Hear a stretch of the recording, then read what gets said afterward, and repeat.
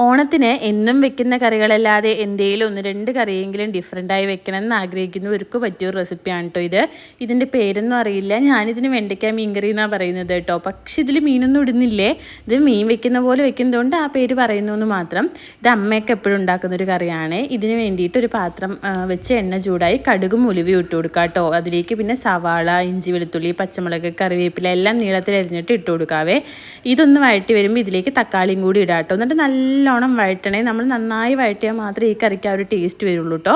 എന്നിട്ട് ഇതിലേക്ക് മഞ്ഞൾപ്പൊടി, മല്ലിപ്പൊടി, മുളക് പൊടിയും കൂടി ഇട്ടിട്ട് ഒന്നും കൂടെ ഒന്ന് ചൂടാവാനായി വെക്കാം. ഇനി അതിലേക്ക് നമുക്ക് കൊടംപുളി ഉണ്ടല്ലോ, കുറച്ച് നേരത്തെ നമ്മൾ വെള്ളം ഒഴിച്ച് വെച്ചിട്ട് അതും കൂടി ഇട്ട് കൊടുക്കുന്നുണ്ട്. ഇനി ഒരു പാത്രത്തിലേക്ക് ഇത്തിരി എണ്ണ ഒഴിച്ചിട്ട് ഈ വെണ്ടയ്ക്കിനൊന്ന് വഴറ്റി എടുക്കുന്നുണ്ട്.